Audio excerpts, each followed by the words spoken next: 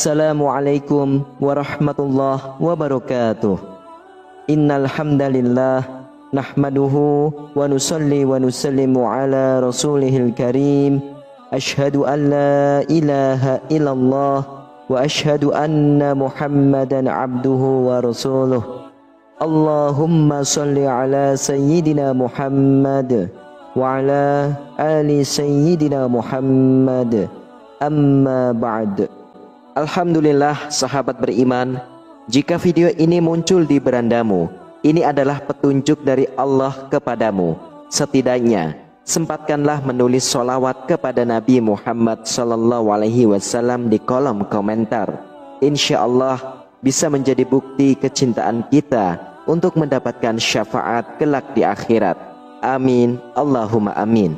Sahabat beriman yang dirahmati oleh Allah Subhanahu wa Ta'ala, surah Al-Ikhlas atau dikenal dengan Kulhu termasuk surah pendek yang hampir semua umat Islam menghafalnya. Ayatnya yang pendek dan mudah diingat membuat surah Al-Ikhlas akan selalu dibaca setiap kali mendirikan sholat. Namun, di balik ayatnya yang pendek, surah Al-Ikhlas memiliki tempat yang istimewa, karena melalui surah ini Allah Subhanahu wa Ta'ala menyampaikan tentang tauhid dan keesaannya. Lantas, apa saja keutamaan membaca surah Al-Ikhlas setiap harinya? Silahkan simak penjelasan video ini hingga akhir agar para sahabat bisa memahami dan dapat mencerna apa isi yang terkandung dalam video ini. Dan semoga para sahabat yang sudah menyimak video ini hingga akhir, semoga Allah Subhanahu wa Ta'ala balas dengan kebaikan, dimudahkan segala rezekinya, diberikan kesehatan, keberkahan, dan dimudahkan pula segala urusannya baik di dunia maupun di akhirat. Amin ya rabbal alamin. Sahabat beriman, berikut adalah keutamaan membaca surah Kulhu atau surah Al-Ikhlas setiap hari. Yang pertama yaitu setara dengan sepertiga Al-Quran. Kandungan surah Al-Ikhlas sangatlah besar, yaitu sebanding dengan sepertiga Al-Quran. Diriwayatkan oleh Imam Bukhari dan Abu Sa'id Al-Khudri, Rasulullah SAW bersabda, "Demi Allah yang jiwaku di sisinya, sesungguhnya surah Al-Ikhlas dibanding dengan sepertiga Al-Quran." Hadis riwayat Imam Bukhari. Surah Al-Ikhlas memang mengandung nama dan sifat Allah Subhanahu wa Ta'ala yang menggambarkan keesaan dan kebesaran Allah. Kandungan dalam surah Al-Ikhlas syarat dengan pesan tentang tauhid. Pertama, hanya Allah tempat bergantung. Kedua, Allah tidak beranak dan tidak diperanakan. Yang ketiga, tidak ada yang setara dengannya. Menurut para ulama, membaca Al-Ikhlas sebanyak 3 kali setara dengan membaca seluruh Al-Quran. Bahwa Rasulullah SAW bertanya kepada para sahabatnya, "Apakah seseorang dari kalian tidak mampu membaca sepertiga Al-Quran dalam satu malam saja?" Pertanyaan itu membuat para sahabat keberatan, sehingga mereka pun berkata, "Siapa di antara kami yang mampu melakukan hal itu, wahai Rasulullah?" Lalu Rasulullah bersabda, "Allahul Wahidus Somad adalah sepertiga Al-Quran." Hadis riwayat Imam Bukhari. Surah yang dimaksud adalah surah Al-Ikhlas. Lalu yang kedua, menambah rezeki. Keutamaan membaca surah Al-Ikhlas juga untuk menambah rezeki. Dalam riwayat Imam Tabrani dari Jarir bin Abdullah, Rasulullah SAW bersabda, "Barang siapa membaca Qul huwallahu ahad atau surah Al-Ikhlas ketika memasuki rumahnya, maka kefakiran akan hilang dari penghuni rumah tersebut dan dari tetangganya." Dikisahkan juga sebuah riwayat dari Abu Musa Al-Madini dari Sahal bin Sa'ad, dahulu ada seseorang mengadu kepada Rasulullah mengenai kefakiran dan kesulitan ekonominya.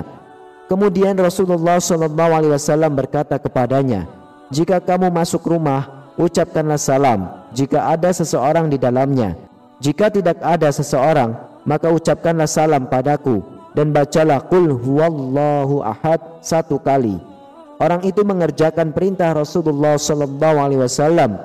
Tak lama pun Allah Subhanahu wa Ta'ala memberikan rezeki kepadanya hingga melimpah kepada tetangganya. Yang ketiga adalah menjadi sebab dikabulkannya doa. Apabila kita mempunyai keinginan atau cita-cita yang mungkin Anda sendiri menganggap harapan tersebut tidak mungkin bisa tergapai, maka Anda harus mengetahui keutamaannya. Buraidah bin Al-Husayb Al-Aslami radhiyallahu anhu menuturkan tentang keutamaan surah Al-Ikhlas. Sesungguhnya Rasulullah mendengar seseorang berkata, "Ya Allah, sesungguhnya aku meminta kepadamu bahwa diriku bersaksi, sesungguhnya Engkau adalah Allah yang tidak ada ilah yang hak disembah kecuali Engkau yang Maha Esa, yang bergantung kepadamu segala sesuatu, yang tidak beranak dan tidak pula diperanakan, dan tidak ada seseorang pun yang setara dengannya." Kemudian Rasulullah bersabda, "Sungguh dirimu telah meminta kepada Allah dengan namanya, yang jika ia dimintai dengannya pasti akan memberi, dan jika ia diseru dengannya pasti akan mengabulkannya." Hadis riwayat Imam Abu Daud. Lalu yang keempat adalah mendapatkan cinta dari Allah Subhanahu wa taala. Membaca surah Al-Ikhlas dengan penuh penghayatan membuat seseorang dapat meresapi keberadaan Allah yang Maha Esa. Allah Subhanahu wa taala adalah tempat bergantung dan tidak ada sekutu baginya. Rasulullah sallallahu alaihi wasallam pernah bersabda bahwa siapa yang sangat gemar membaca surah Al-Ikhlas akan mendapat cinta dari Allah Subhanahu wa taala. Aisyah radhiyallahu anha menuturkan bahwa Rasulullah sallallahu alaihi wasallam pernah mengutus seseorang kepada sekelompok pasukan. Ketika orang itu menjadi imam dalam salatnya, ia membaca dan mengakhiri bacaannya dengan qul huwallahu ahad. Lalu Rasulullah sallallahu alaihi wasallam bersabda, "Tanyalah dia mengapa ia berbuat demikian." Lalu mereka bertanya kepadanya.